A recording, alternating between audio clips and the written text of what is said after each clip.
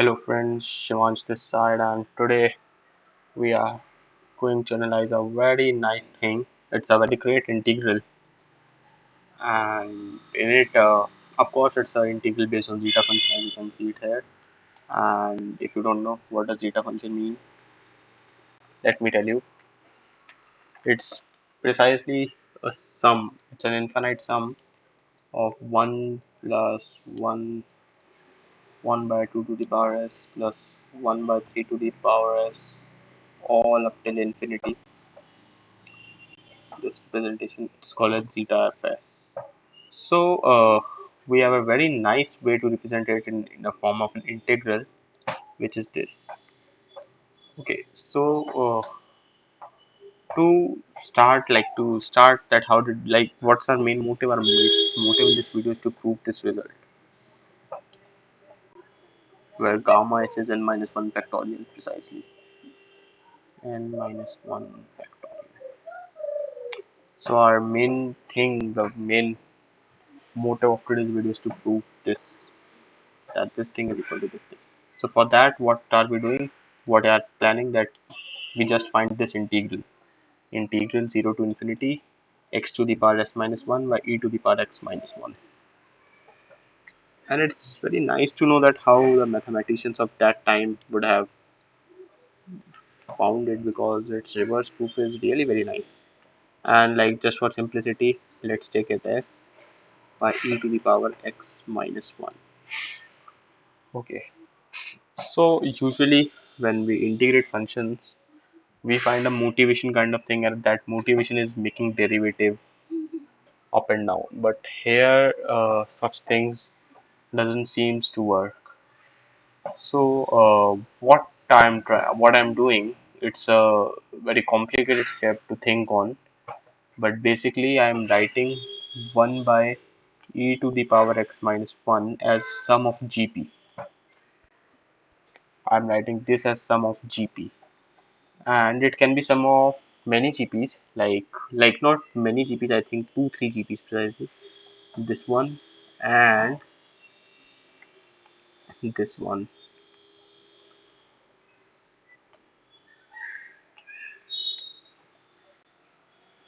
like dot. Okay, so now I can even leave it for you to tell me that why this is not possible, or let me just simply tell it. You see, the variable of integration from 0 to infinity, so everything, this whole term is greater than 1, and for this formula to be valid, the radius of convergence is less than 1. Okay, so this thing is not the GP from which we can do this thing, convert it to back form. So what we're doing, we're using this GP. What I'm trying to say integral 0 to infinity x to the power s e to the power minus x plus e to the power minus 2x plus e to the power minus 3x dot. And if I try to write in form of closed summation, that would be more simple to work upon, I guess. Actually, my mouse pad is not good. I'm having problem using this mouse. And so what I'm saying, I will write it in sigma form. N is 1 to infinity.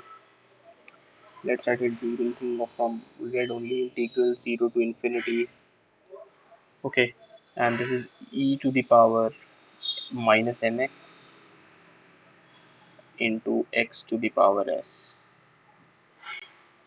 dx. Let's shade n as white, because the same color of sigma. And very obvious, what I'm doing, I'm reversing the sigma and integral sign, and considering any one term, like now we can write it simply, and is 1 to infinity, and integral 0 to infinity e to the power minus nx x to the power s dx.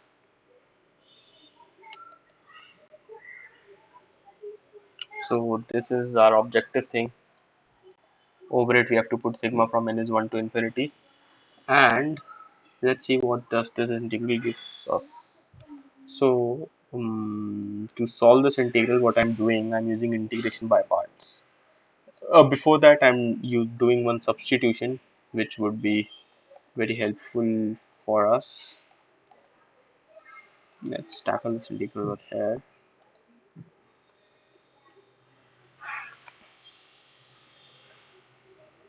What I'm doing, I am doing integral 0 to infinity e to the power minus nx x to the power s dx. Okay, now what I'm doing, putting nx as t, and hence dx is dt by n. Okay, and hence, oh sorry, if we put everything over here, integral nx is t. So if we put t in terms of n, no change in limits. I hope you understand what I'm trying to say. 0 to infinity e to the power minus t x to the power s. And what's x? X is t by n. So it's, sorry,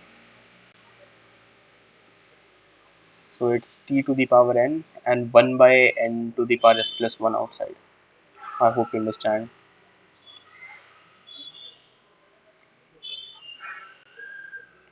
X to the power, sorry, t to the power s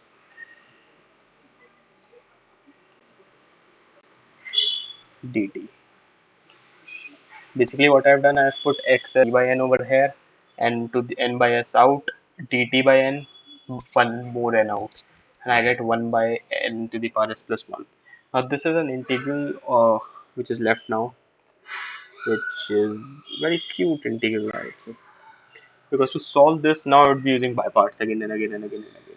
So let me tell you what by parts is. For example, if we have to do integral fg, then integral fg is equal to basically f indefinite integral of g minus whole integral f dash into integral of g, and integral of g is indefinite integral of g.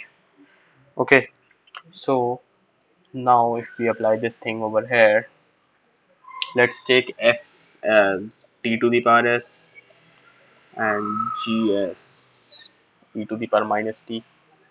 So what's indefinite integral of e to the power minus t? Okay, let's ignore it. Let's not ignore it, put it out as outside the bracket. Yeah, so what I'm saying, that putting e to the power minus t, its indefinite integral is minus e to the power minus t to the power s minus e to the power minus t minus integral 0 to infinity again, and here we have to put 0 to infinity again. Derivative of it is s t to the power s minus 1, and again e to the power minus t. It's indefinite integral, so it's plus. Okay, I hope you understand what we are doing over here. So anyways, now putting here infinity, it's 0, putting here 0, it's also 0, so this term is gone. So our problem reduces to, it's precisely kind of reduction formula kind of thing. 1 by s plus 1, opening the bracket, s out, integral 0 to infinity still remains over there, t to the power s minus 1 e to the power minus t. Doing this thing again, I would get s minus 1 out, then s minus 2 out, then s minus 3 out, and hence at one point of time I would get simply s factorial into integral 0 to infinity e to the power minus t. Okay, by n to the power s plus 1. Okay, and this thing is simply 1 because indefinite integral of it is minus e to the power minus t. Putting here 0, putting here 1, putting here infinity gives 0, putting here 0 gives 1. So s factorial by ns plus 1.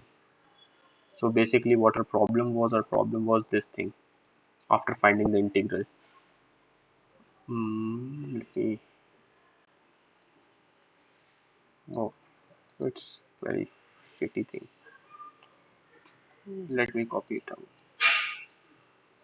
It should also come. This whole thing come. E should also come. Okay. So we found that this is s factorial by n to the power s plus 1. Okay. Sigma infinity n is 1. And this is basically integral. Oh, which is, let's name it I. And I is the same integral which we have started this thing. Okay, I. Now taking s factorial out because it's same in all. S factorial into, and this term is precisely zeta at s plus 1, as you can observe, as I've told you earlier, but you can see it from this form. This is zeta at s plus 1, just a similar thing. Okay, so zeta at, oh, this is the most beautiful zeta I've ever drawn. At s plus 1 is I.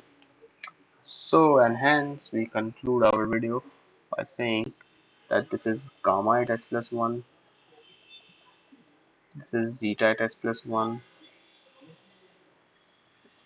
is what's I was integral 0 to infinity x to the power s minus 1 by e to the power x minus 1. And this is the same thing which is the problem basically. So we did it. I hope you liked the video, and let me see if I could give you something bonus kind of thing from the same thing. Precisely what I was thinking, that uh, what is the derivative of gamma function kind of thing, or basically, because if we know that, we can simply find the derivative of zeta function as well. And for that I'm taking partial derivative of course with respect to s of integral 0 to infinity x to the power s minus 1 e to the power minus x dx. So we can take it inside, because basically it's sum of this thing, this thing, this thing. Okay, and we are taking it inside. It will give s minus 1 x to the power s minus 2 e to the power minus x dx, and its integral 0 to infinity. What is integral? It's x to the power s minus 1 e to the power minus x. I think I'm doing something wrong. Anyways, let's leave it. I hope you liked the video, and please like this video, please subscribe my channel and share it to your friends. Thanks for watching.